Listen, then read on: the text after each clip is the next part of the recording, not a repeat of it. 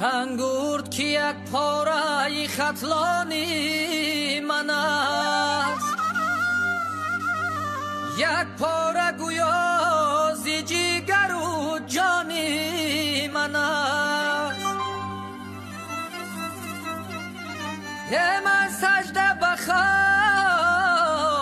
مولوی اشکنمه،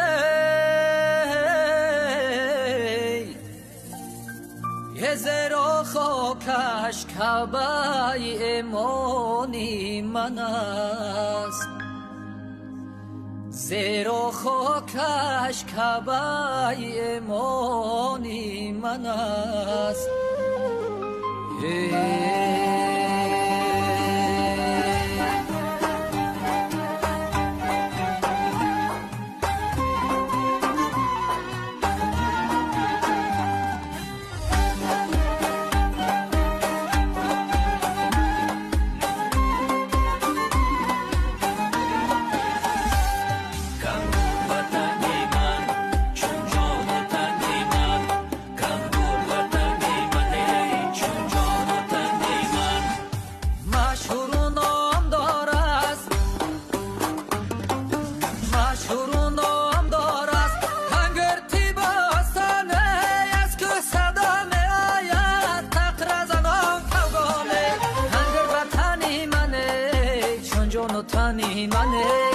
من بلبلی مسنه کنگر چمنی منه، وطنی منه چون جان وطنی منه، کنگرد وطنی منه.